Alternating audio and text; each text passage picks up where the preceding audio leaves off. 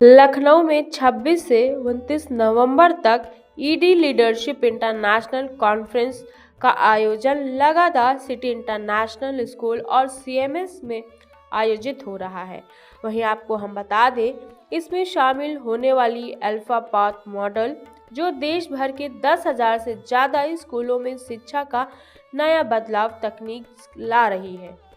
वहीं इस पूरी शिक्षा नीति से नए नए बदलाव भी देखने को मिल रहे हैं। इस पूरे सम्मेलन में पैडल लर्निंग, भावनात्मक शिक्षा और नए शिक्षण तकनीकों पर भी चर्चा की जा रही है। वहीं हम बात करें शिक्षा मंत्री राजनाथ सिंह ने की, तो राजनाथ सिंह भी इस पूरे नई पहल को समर्थन दे रहे हैं और भारत की नई शिक्षा दिशा तय करने वाला यह सम्मेलन लखनऊ में एक बड़ा मंच बन रहा है। वहीं इस नई अल्फा तकनीक के साथ जो बच्चे हैं उनको शिक्षा से जोड़ने के लिए नए नए तकनीकों से उनकी शिक्षा को आसान किया जा रहा है। दादा लाइए, मुझे दे दीजिए कुछ, मैं पकड़ लूँ। हाँ जी मैम, आज किस तरह का ये कार्यक्रम था और इसमें कौन लोग शामिल हुए थे? सर, आज का कार्यक्रम बहुत ही महत्वपूर्ण है, जिसको कि हम कह सकते हैं कि एजुकेशन और स्किल्स पर है। और इसमें एक नई जो ऑर्गेनाइजेशन जिसका नाम है अलाइन FLN, जो कि एक ग्लोबल अलायंस है for FLN globally. Foundation literacy and numeracies जो है बहुत ही बड़ी नीड है। बच्चों को साक्षर करना है, बच्चों के अंदर गणित का ज्ञान देना है, और ये नहीं मिलने पे, वंचित होने पे बच्चे अपनी ज़िंदगी में प्रगति नहीं कर पाते।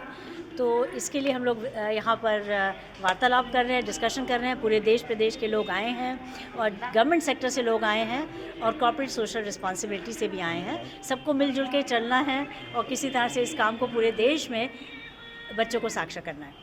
मैम, आज पहला दिन था, तो आज की खास क्या एक्टिविटीज़ रही हैं इसके बारे में?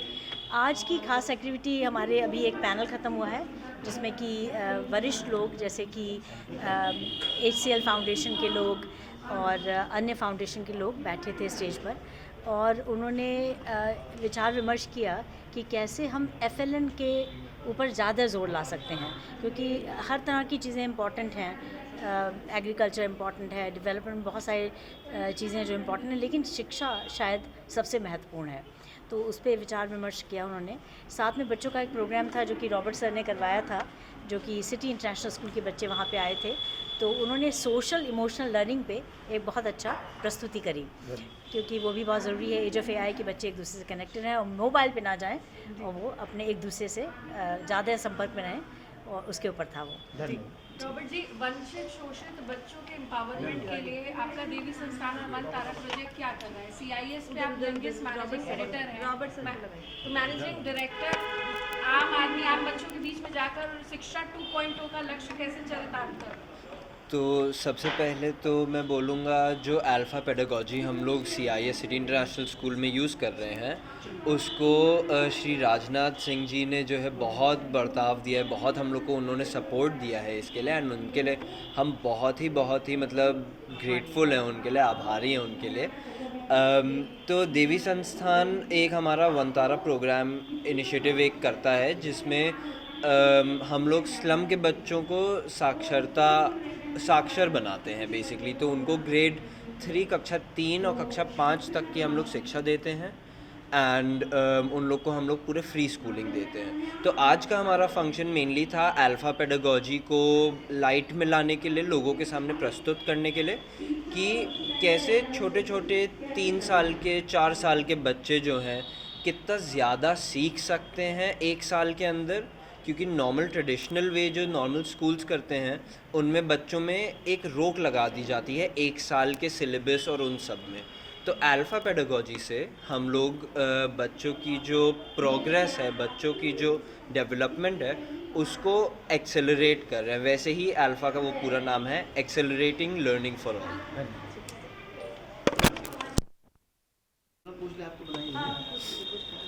सर, आज आप लोगों के द्वारा कार्यक्रम किया जा रहा है, इसमें आपका संस्थान का क्या सहयोग है और किस तरह का कार्यक्रम है? तो हमारा देवी संस्थान जो लखनऊ में है, फाउंडेशनल लिटरेसी न्यूमरेसी स्किल्स में काम कर रहा है।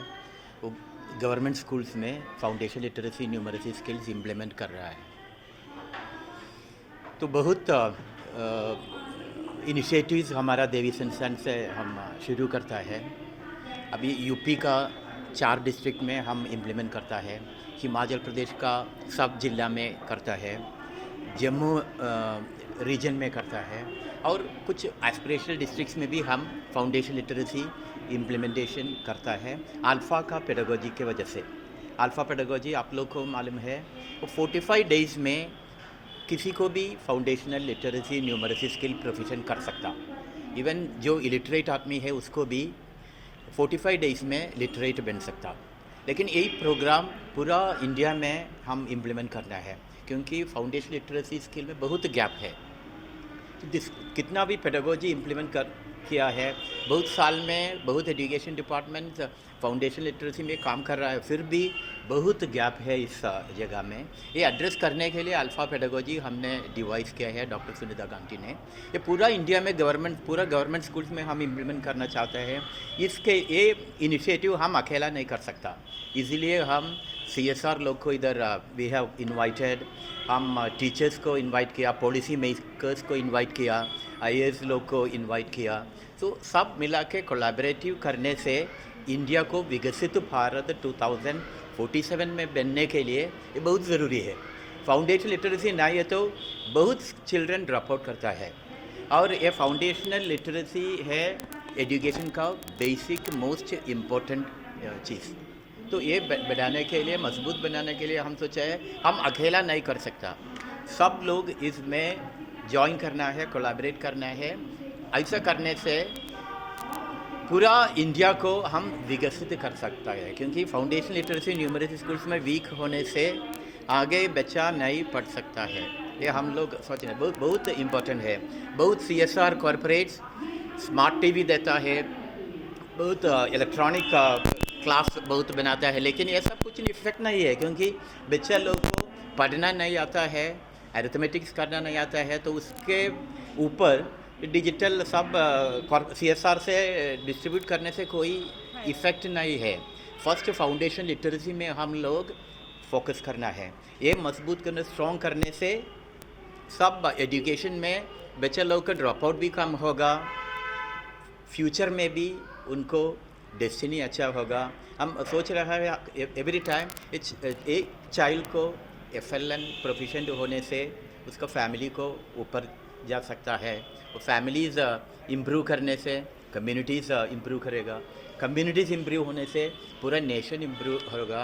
वो विकसित भारत 2047 होने के लिए ये FLN बहुत ज़रूरी है। इसीलिए हम एक कॉन्क्लेव आज इधर शुरू किया है।